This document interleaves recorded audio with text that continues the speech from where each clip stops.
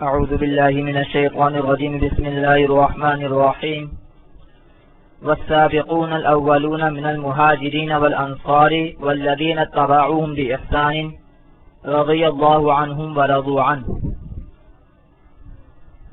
پیچھے ذکر فرمایا تھا اللہ رب العزت نے منافقین کا، اور آگے بھی منافقین کا ذکر ہے، لیکن یہاں بیچ میں اللہ رب العزت نے جو پکے اور اچھے اور سچے مسلمان تھے، مہاجرین و انصار، ان کا ذکر فرمایا ہے۔ جیسے بار بار میں بتا چکا ہوں، آپ دیکھتے ہیں کہ قرآن مجید میں یہ انداز ہے کہ اچھوں کا ذکر ہوتا ہے تو بروں کا بھی ذکر ہوتا ہے، بروں کا ذکر ہوتا ہے تو اچھوں کا بھی ذکر ہوتا ہے۔ تو یہاں اللہ رب العزت نے جو صحابہ کرام ہیں، مہاجرین و انصار، ان کو بیان فرمایا ہے۔ تو فرمایا کہ والسابقون الاولون، اور آگے بڑھ جانے والے پہلے مہاجرین میں سے اور انصار میں سے، والذین اتبعوهم بإحسان، اور وہ لوگ جنہوں نے ان کی پیروی کی نیکی کے ساتھ۔ یہ مہاجرین و انصار میں سے سابقین اولین، یہ ایک قسم، اور وہ لوگ جو ان کے پیروکار ہوئے نیکی کے ساتھ، یہ دوسری قسم۔ یہ جو فرمایا کہ مہاجرین و انصار میں سے جو آگے بڑھ جانے والے ہیں پہلے، تو یہ یعنی آگے بڑھ جانے والے ہیں پہلے ایمان میں، جو پہلے ایمان لائے، جو پہلے مسلمان ہوئے، جنہوں نے پہلے اسلام کی مدد کی۔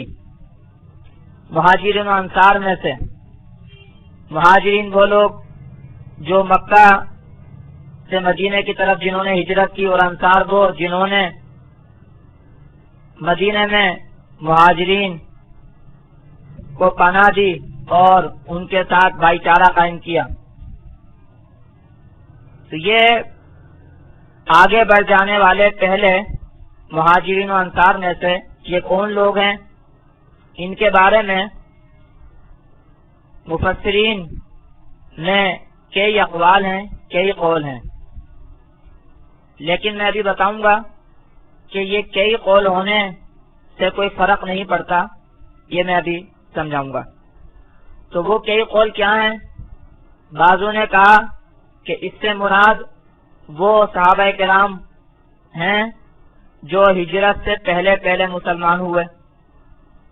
بعضوں نے کہا اس سے وہ صحابہ کرام مراد ہیں جو غزوہ بدر تک جو مسلمان ہوئے تھے، وہ صحابہ کرام مراد ہیں۔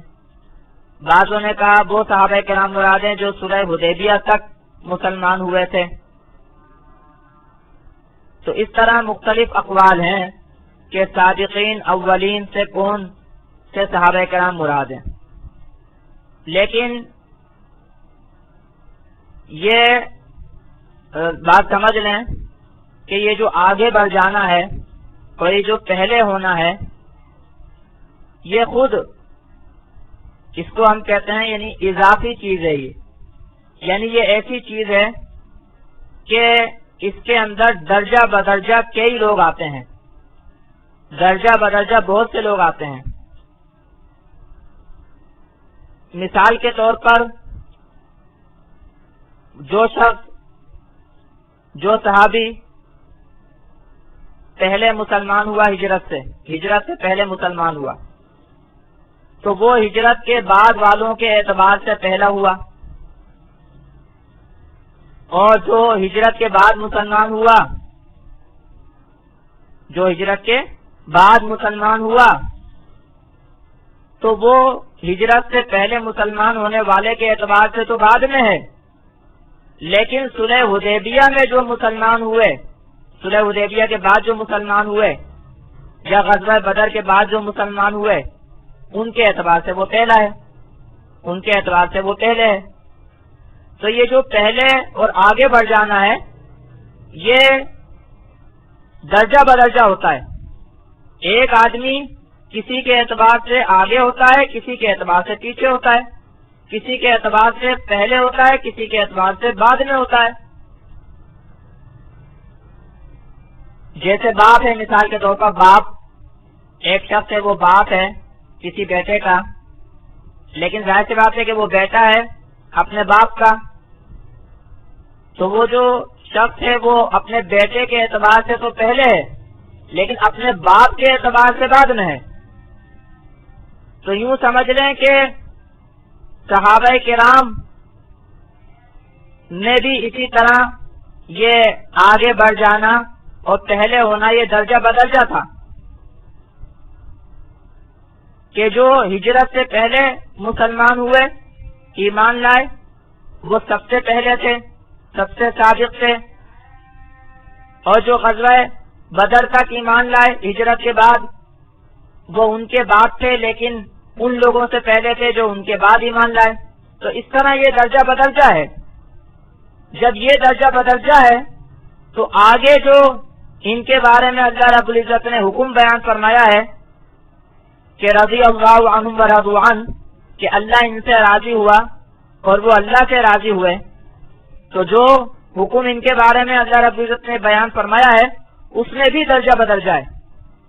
اور جیسے فرمایا کہ وَأَعَدَّ لَهُمْ جَنَّاتٍ تَجْرِي تَحْتَهَا الْأَنْهَارُ خَالِدِينَ فِيهَا أَبَدًا، کہ اللہ نے تیار کیے باغات ان کے لیے جن کے نیچے چلتی ہیں نہریں، ہمیشہ رہنے والے اس میں، ہمیشہ ہمیشہ۔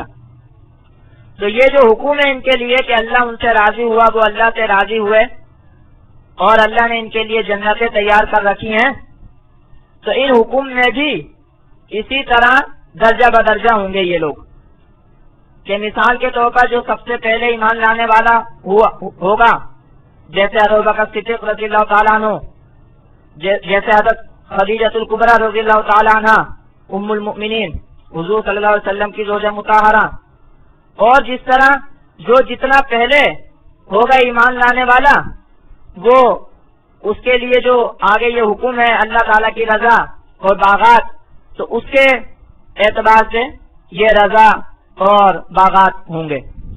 جو جتنا پہلے ایمان لانے والا اس کے لیے اتنے بڑے اور اونچے درجات جنت میں اور اتنی زیادہ اللہ تعالیٰ کی رضامندی و خوشنودی، اور جو جتنا بعد میں لانے والا اس کے لیے اسی اعتبار سے۔ تو یہاں اللہ رب العزت یہ بیان فرمانا چاہ رہے ہیں کہ جو لوگ ایمان میں سبقت کرنے والے ہیں، پہلے سے پہلے ایمان لانے والے ہیں، اسلام کی مدد کرنے والے ہیں، اللہ تعالیٰ ان سے راضی ہوا، وہ اللہ سے راضی ہوئے اور اللہ نے ان کے لیے باغات تیار کر رکھے ہیں، اور یہ بڑی کامیابی ہے۔ اور جیسے میں نے بتایا درجہ بدرجہ ہے، جو جتنا پہلے ایمان لانے والا ہوا اس کے لیے اسی درجے کی رضامندی اور اسی درجے کے باغات اور جنتیں اور اسی درجے کی کامیابی۔ تو فرمایا کہ والسابقون الاولون، اور آگے بڑھنے والے پہلے مہاجرین میں سے اور انصار میں سے، اور والذین اتبعوہم بإحسان، اور وہ لوگ جنہوں نے ان کی پیروی کی نیکی کے ساتھ، جنہوں نے صحابہ کرام کی پیروی کی، جنہوں نے ان مہاجرین و انصار کی پیروی کی، اس کے اندر تمام وہ مسلمان اور تمام وہ ایمان والے جو صحابہ کرام کی پیروی کریں وہ سب آ گئے اس کے اندر۔ اللہ تعالیٰ ہمیں بھی ان میں شامل فرمائے۔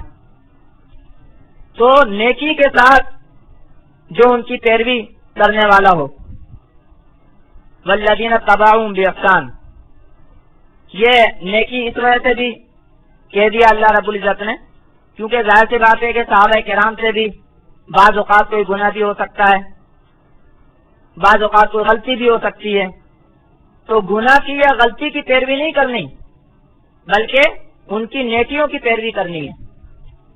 تو والذین اتبعوہم بإحسان، اور وہ لوگ جنہوں نے پیروی کی ان کی نیکی کے ساتھ، تو ان کے لیے کیا حکم ہے؟ فرمایا رضی اللہ عنہم، اللہ تعالیٰ ان سے راضی ہوا، ورضوا عنہ، اور وہ اللہ سے راضی ہوئے۔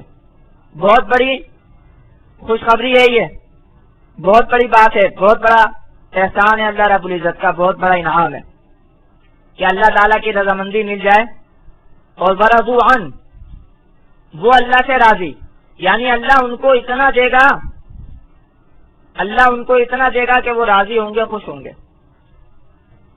انسان دنیا میں کوشش کرتا رہتا ہے، سوچتا رہتا ہے، کوشش کرتا رہتا ہے کہ میرے پاس یہ ہو جائے، وہ ہو جائے، یعنی اپنی خوشی چاہتا ہے۔ اللہ رب العزت اتنا دیں گے کہ انسان راضی ہو جائے گا، خوش ہو جائے گا اللہ تعالیٰ سے۔ تو رضی اللہ عنہم، اللہ تعالیٰ ان سے راضی ہوا، ورضوا عنہ، اور وہ اللہ سے راضی ہوئے۔ وَأَعَدَّ لَهُمْ جَنَّاتٍ تَجْرِي تَحْتَهَا الْأَنْهَارُ خَالِدِينَ فِيهَا أَبَدًا، اور تیار کیے اللہ نے ان کے لیے باغات جن کے نیچے چلتی ہیں نہریں، خالدین فیہا ابدا، ہمیشہ رہنے والے اس میں ہمیشہ۔ یہ ابدا کئی جگہوں پر آتا ہے یہ بتانے کے لیے کہ بس ہمیشہ ہمیشہ کی زندگی ہے وہاں پر، ہمیشہ ہمیشہ وہاں پر رہنا ہے، نکلنا نہیں ہے۔ ذالک الفوز العظیم، یہ ہے بڑی کامیابی۔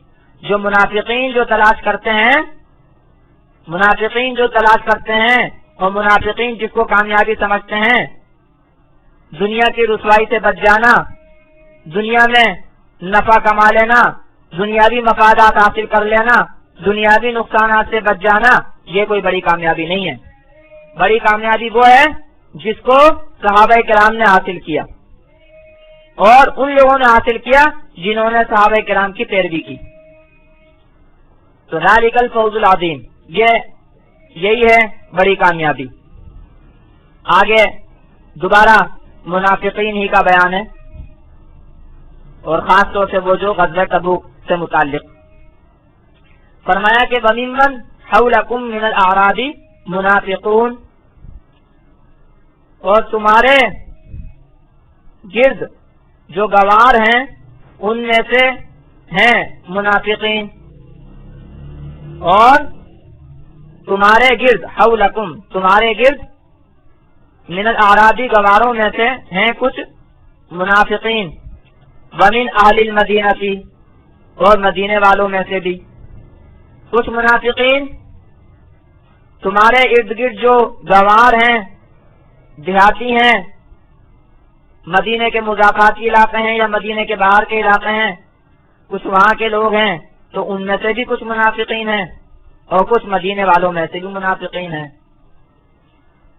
مردوا علی النفاق، اڑے ہوئے ہیں نفاق پر، سرکش ہیں نفاق پر۔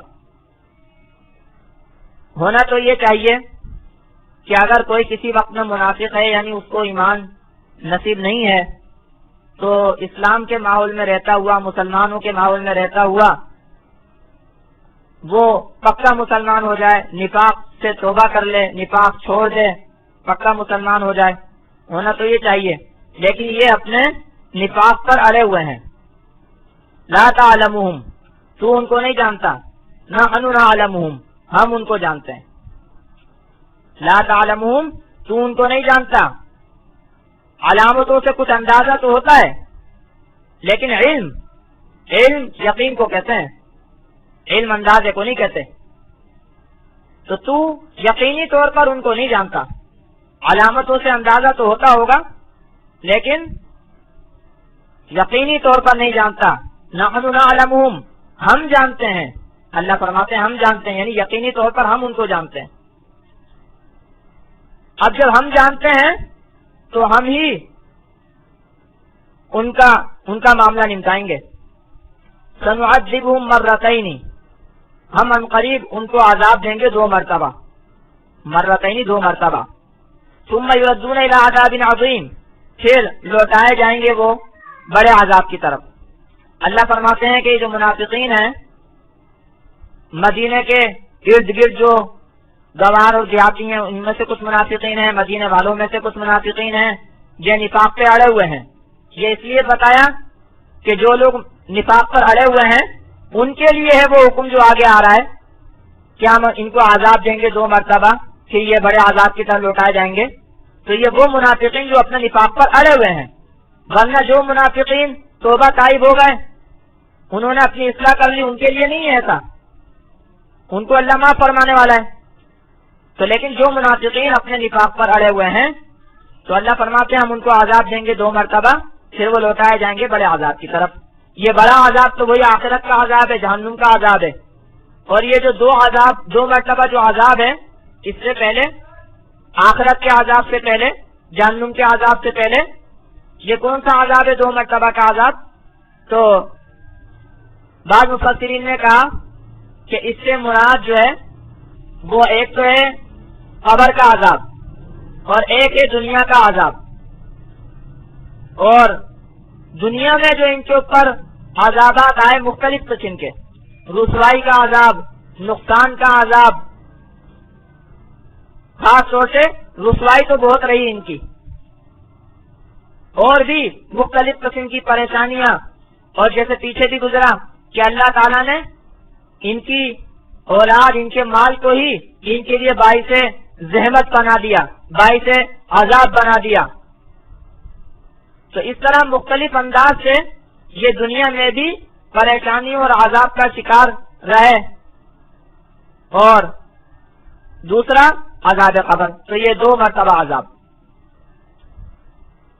اور بعض مفسرین نے ایک اور جواب بھی دیا ہے، وہ تھوڑا سا مشکل ہے سمجھنا، لیکن سمجھ لیں کہ مرتين سے مراد جو ہے وہ تعدد بیان کرنا مقصد ہے، یعنی یہ بیان کرنا مقصد ہے کہ کئی مرتبہ،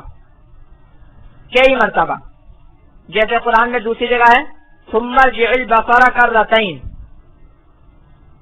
کہ پھر لوٹا اپنی آنکھ جو ہے وہ 2 مرتبہ آسمان کی طرف، یعنی جہاں اللہ تعالیٰ یہ بیان فرما رہے ہیں کہ دیکھو اللہ نے آسمان کیسا بنایا، تو فرما رہے ہیں ثم ارجع البصر كرتين، پھر لوٹا آنکھ 2 مرتبہ۔ تو وہاں پر بھی یہ مراد نہیں ہے کہ بس 2 ہی مرتبہ دیکھ، 2 ہی مرتبہ لوٹا، 3 یا 4 مرتبہ نہیں، بلکہ مقصد ہے بار بار لوٹا، 1 سے زیادہ مرتبہ۔ ہم اردو میں اس کو اس طرح استعمال کرتے ہیں کہ 1 سے زیادہ، 1 مرتبہ سے زیادہ۔ تو گویا یہاں جو یہ مرتين فرمایا، یہ مقصد نہیں ہے کہ بس 2 ہی مرتبہ عذاب ہوگا، 2 سے زیادہ نہیں ہوگا۔ تعدد بیان کرنا مقصد ہے کہ 1 مرتبہ سے زیادہ۔ تو ظاہر سی بات ہے دنیا میں جو ان کو عذاب ملے، جیسے میں نے ابھی بھی بتایا، رسوائی، پریشانیاں، تو یہ کئی طرح کے ان کے لیے عذاب تھے، کئی مرتبہ کے عذاب تھے۔ تو 1 سے زیادہ ان کے اوپر یہ عذاب تھے دنیا میں، اور پھر لوٹائے جائیں گے آخرت میں بڑے عذاب کی طرف، یعنی کہ جہنم کی طرف۔ تو اللہ فرماتے ہیں سنعذبهم مرتين، ان قریب ہم ان کو عذاب دیں گے 2 مرتبہ، ثم يردون الى عذاب عظیم، پھر لوٹائے جائیں گے یہ بڑے عذاب کی طرف۔ وآخرون اعترفوا بذنوبهم خلطوا عملا صالحا وآخر سيئا۔ اب یہ دوسرے قسم کے لوگ، دوسرے قسم کے منافق جنہوں نے توبہ کر لی، اس لیے کہ پیچھے بیان ہوا ان کا جو اپنے نفاق پر اڑے رہے، جنہوں نے نفاق سے توبہ نہیں کی، اب ان کا بیان کر رہے ہیں جنہوں نے نفاق سے توبہ کر لی۔ تو فرمایا وآخرون اعترفوا، اور دوسرے وہ لوگ جنہوں نے اعتراف کیا اپنے گناہوں کا، وآخرون اعترفوا بذنوبهم، اور دوسرے وہ جنہوں نے اعتراف کیا اپنے گناہوں کا، خلطوا عملا صالحا وآخر سیئا، ملایا انہوں نے نیک عمل کو اور دوسرا برے کو، یعنی انہوں نے کچھ اچھے اعمال بھی کیے ہیں، کچھ برے اعمال بھی کیے ہیں۔ برا عمل جیسے غزوہ تبوک میں شرکت نہیں کی، اچھے عمل جیسے نماز، روزہ وغیرہ اور دیگر اعمال اچھے کرتے ہیں۔ پھر جیسے پیچھے بیان ہوا کہ اپنے گناہ کا اعتراف کیا، اقرار کیا، ندامت ہوئی، انہیں پشیمانی ہوئی، تو اللہ تعالیٰ ان کا حکم بیان فرما رہے ہیں کہ عسى الله ان يتوب عليهم، قریب ہے کہ اللہ تعالیٰ ان کے اوپر متوجہ ہو، اللہ تعالیٰ ان کی طرف پھر آئے، اللہ تعالیٰ ان کی توبہ قبول کرے۔ ان اللہ غفور الرحیم، ایک اللہ تعالیٰ بخشنے والا مہربان ہے۔ بعض مفسرین نے لکھا ہے اس آیت کے پس منظر میں اور شان نزول میں کہ ابو لبابہ اور کچھ اس طرح کے کچھ صحابہ کرام ایسے تھے کہ جو غزوہ تبوک میں نہیں گئے، لیکن سستی کی وجہ سے نہیں گئے، اور انہیں اپنے اس گناہ کا اعتراف ہوا، اقرار ہوا، ندامت اور پشیمانی ہوئی، تو جب حضور صلی اللہ علیہ وسلم واپس تشریف لائے تو انہوں نے اپنے آپ کو مسجد میں جو ہے وہ ستونوں سے، رسیوں سے باندھ دیا، اور کہنے لگے کہ جب تک ہمیں رسول اللہ معاف نہیں کریں گے اور نہیں کھولیں گے تو ہم اسی طرح رہیں گے۔ تو اس کے اوپر یہ آگے کی آیتیں بھی جو ہیں وہ نازل ہوئیں، یہ آیتیں بھی نازل ہوئیں اور آگے والی جو آیتیں ہیں وہ بھی نازل ہوئیں۔ تو اللہ نے یہاں گویا ان کو توبہ کی بشارت دی کہ اللہ نے ان کی توبہ قبول کر لی۔ تو بہرحال یہ تو پس منظر میں بیان کیا جاتا ہے، ورنہ ظاہر سی بات ہے کہ یہ سب کے لیے ہی ہے، قیامت تک کے لیے ہے کہ اگر کوئی اپنے سستی کو، گناہوں کو چھوڑ دیتا ہے، نفاق کو چھوڑ دیتا ہے، اعتراف کرتا ہے اللہ تعالیٰ کے آگے، تو اللہ تعالیٰ توبہ قبول کرنے والے ہیں۔ تو فرمایا وآخرون اعترفوا بذنوبہم، اور دوسرے لوگ، آخرون دوسرے لوگ، تو فرمایا اور دوسرے لوگ جنہوں نے اعتراف کیا اپنے گناہوں کا، خلقوا عملا صالحا، انہوں نے ملایا نیک عمل کو، وآخر سیئا، اور دوسرا برا، یعنی کچھ انہوں نے اچھے عمل بھی کیے اور کچھ برے عمل بھی ہوئے۔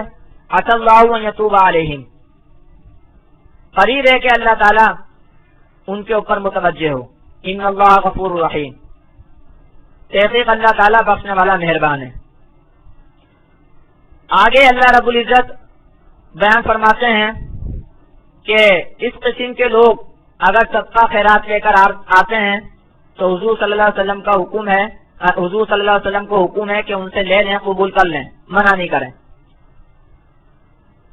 یعنی اس قسم کے لوگ جو کہ اپنے گناہوں پر نادم اور پشیمان ہوئے، جنہوں نے اپنی اصلاح کرنی شروع کر دی، تو ان لوگوں سے آئندہ کے لیے آپ کنارہ کشی اختیار نہ کریں، ان کے اوپر غصہ اور ناراض نہ ہو، بلکہ وہ جو کوئی صدقہ خیرات وغیرہ دیں تو اس کو قبول کریں، مسلمانوں کے لیے صدقہ خیرات جو دیں تو اس کو قبول کریں، ان کو واپس نہ لوٹائیں۔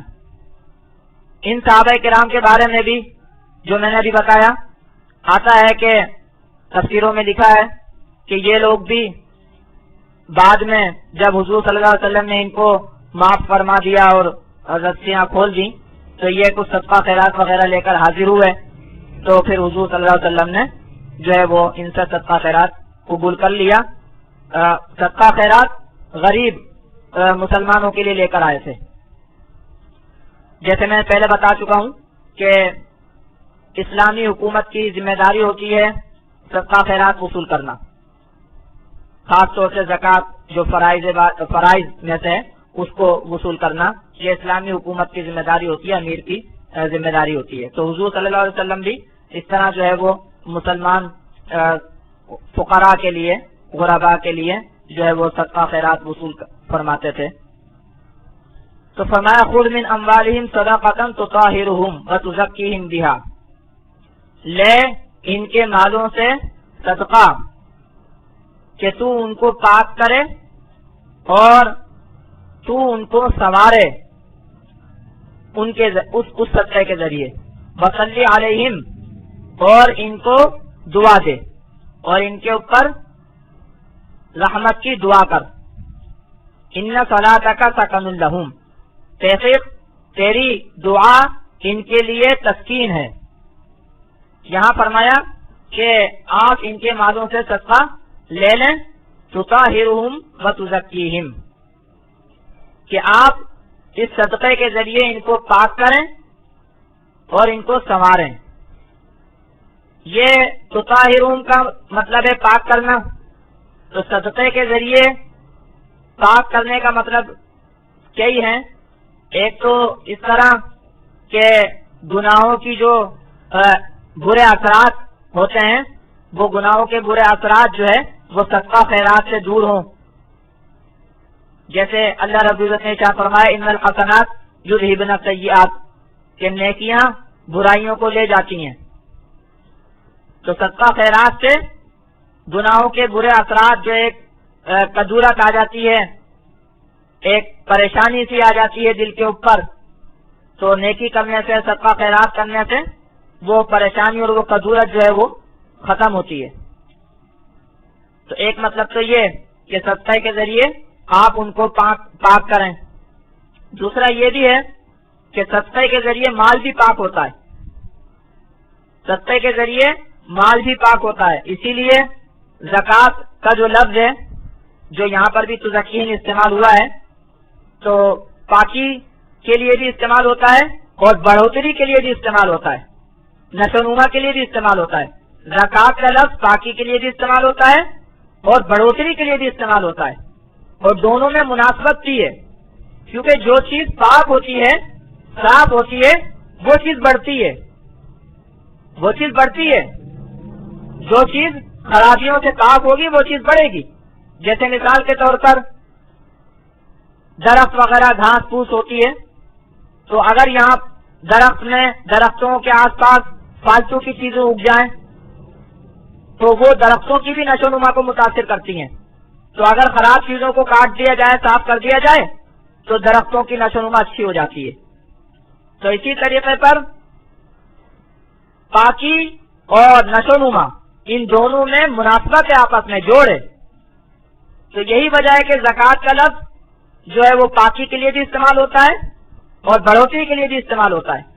تو زکوٰۃ دینے سے اور صدقہ دینے سے مال پاک ہوتا ہے, برائیوں سے نقصانات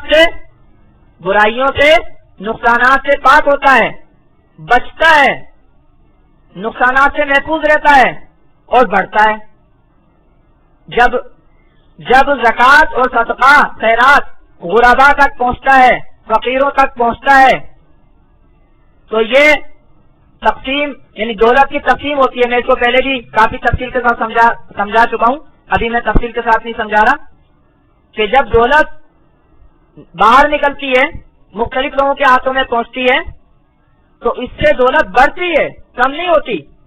اس لیے کہ اس سے معیشت اور زیادہ رواں ہوتی ہے اور زیادہ کاروبار تجارت وغیرہ بڑھتا ہے, تو اس سے اور زیادہ دولت بڑھتی ہے. تو گویا مال سے, زکوٰۃ دینے سے, صدقہ دینے سے مال نقصانات سے, خرابیوں سے پاک ہو جاتا ہے اور بڑھتا ہے, جیسے میں نے بھی مختصراً آپ کو سمجھایا ہے, ورنہ پہلے میں اس کو کئی مرتبہ تفصیل کے ساتھ بھی سمجھا چکا ہوں. تو فرمایا کہ خذ من اموالہم, لے ان کے مالوں سے صدقہ, تطہرہم کہ تو ان کو پاک کرے اس کے ذریعے, وتزکیہم اور تو سنوارے ان کو اس کے ذریعے. میں نے ہر طرح سے سمجھا دیا اس کو. وصلی علیہم اور ان کے اوپر دعا خیر بھیج, ان کے لیے دعا کر. دعا کا ایک اپنا اثر ہے. ایک تو جو صدقہ خیرات لے کر آئیں گے, اس صدقہ خیرات سے جو فائدہ ہو رہا ہے پاکی اور نشو و نما وغیرہ, یہ ایک الگ فائدہ ہوا, یہ ایک الگ چیز ہوئی. اور جو آپ ان کو دعا دیں گے یہ ایک الگ چیز ہوئی, یہ ایک الگ فائدہ رکھتی ہے, ایک الگ اثر رکھتی ہے. کیونکہ فرمایا ان صلاتک سکن لہم, تحقیق تیری دعا ان کے لیے تسکین ہے. جب تو ان کو دعا دے گا ان کو سکون ملے گا, ان کو راحت ملے گی, ان کی پریشانی دور ہوگی. آج بھی مفسرین فرماتے ہیں کہ جب امام کے پاس لوگ زکوٰۃ صدقات وغیرہ لے کر آئیں تو امام کو چاہیے کہ ان کو دعا دی دے.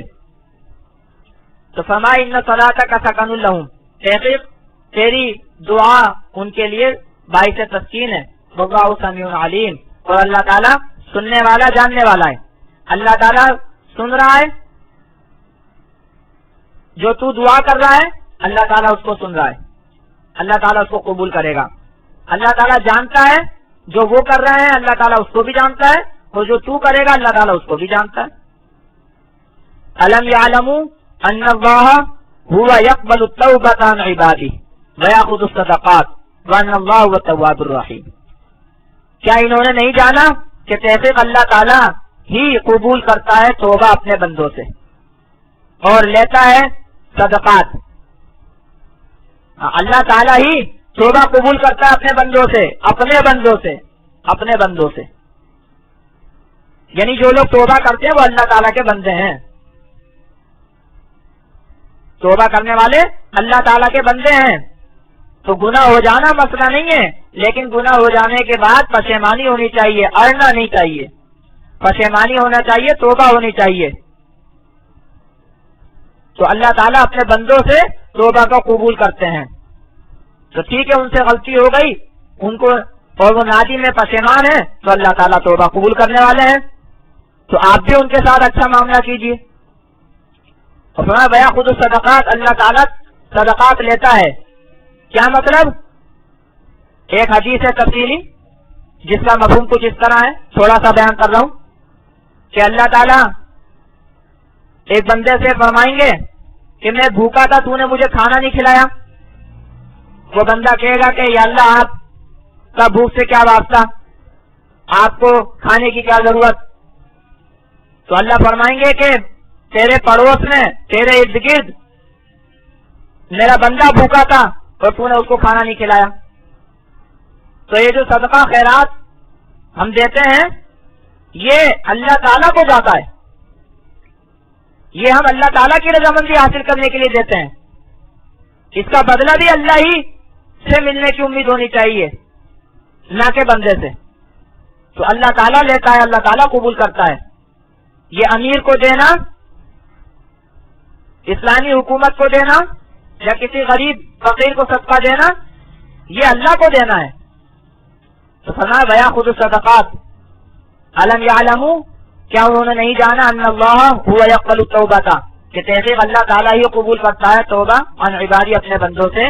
बया खुद सदक़ात, और अल्लाह ताला लेता है सदक़ात। व अन्नल्लाह हुवा तव्वाबुर रहीम, और तहक़ीक़ अल्लाह ताला ही फिर आने वाला मेहरबान है। अल्लाह ताला ही खूब मुतवज्जे होने वाला है। अल्लाह ताला खूब मुतवज्जे होने वाला है अपने बंदों पर, खूब तौबा कबूल करने वाला है, रहीम मेहरबान है।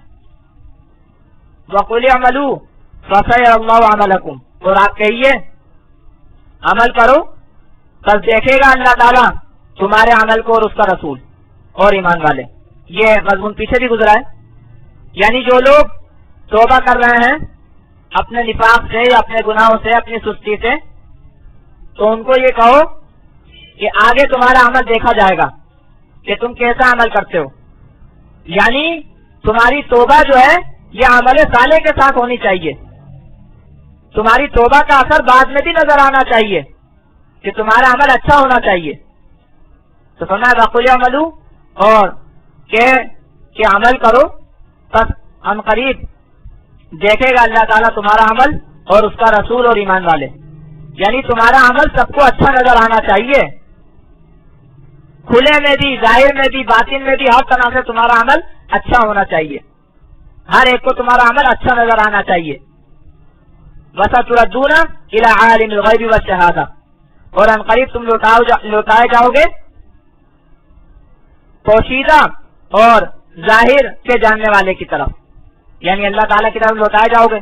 यहाँ दुनिया में तो ये मामला है कि अच्छा अमल करो, नजर आना चाहिए, नजर आना चाहिए अच्छा अमल, रसूल को, ईमान वालों को, सबको नजर आना चाहिए। और बाकी फिर बाद में तो तुम्हारा हिसाब किताब अल्लाह ही की तरफ है, जो तुम्हारी पोशीदा चीजों को भी जानता है, जाहिर को भी जानता है। वसतुरद्दूना इला आलिमिल गैबि वश्शहादा, और हम करीब तुम लौटाए जाओगे पोशीदा और जाहिर के जानने वाले की तरफ। फयुनब्बिउकुम बिमा कुंतुम तामलून, बस वो बतला देगा तुमको उसके साथ जो तुम करते थे। फिर वहां अल्लाह ताला बतला देगा कि जाहिर में क्या था, बातिन में क्या था। लेकिन यहाँ तो अभी यह है कि तुमने तौबा की है तो तुम्हारा अच्छा अमल सबको नजर आना चाहिए। आगे फरमाते हैं वआखरूना मुरजऊना लिअम्रिल्लाहि इम्मा युअज़्ज़िबुहुम व इम्मा यतूबु अलैहिम वल्लाहु अलीमुन हकीम। दूसरे वो लोग और दूसरे लोग مرجونا لامر اللہ، ڈھیل دیے گئے اللہ کے حکم کے واسطے. یہ تیسرے قسم کے لوگ تھے کہ جو جنگ پر نہیں گئے تھے، غزوہ تبوک میں شریک نہیں ہوئے تھے اور اپنے نفاق پر اڑے نہیں رہے، نادم تھے، پشیمان تھے، لیکن حضور صلی اللہ علیہ وسلم کے پاس جس طرح پہلے لوگ گئے تھے ابو لبابہ وغیرہ کہ انہوں نے اپنے آپ کو مسجد میں ستون سے باندھ لیا تھا، رسیوں سے، انہوں نے ایسا نہیں کیا. یہ چند لوگ تھے ایسے کہ جو سستی کی وجہ سے نہیں گئے اور دل میں تو نادم پشیمان تھے، لیکن انہوں نے کوئی ایسا عمل نہیں کیا جس سے ندامت کا اظہار ہو. انہوں نے کوئی ایسا عمل نہیں کیا کہ جس سے ندامت و پشیمانی کا اظہار ہو، توبہ کا اظہار ہو. تو یہ تیسرے قسم کے لوگ ہوئے کہ جو غزوہ تبوک میں شریک نہیں ہوئے اپنی سستی کی وجہ سے اور دل میں نادم تھے، پشیمان تھے، لیکن کوئی ایسا عمل نہیں کیا. تو اللہ نے ان کے بارے میں آیتیں یہ نازل فرمائی کہ ان کا معاملہ جو ہے وہ ان کے معاملے کو ڈھیل دی گئی ہے، یا تو اللہ ان کو عذاب دے گا یا ان کی توبہ قبول کرے گا. آگے بھی سورۃ کے اختتام پر ان کے معاملے کو کچھ تفصیل کے ساتھ بیان کیا گیا ہے.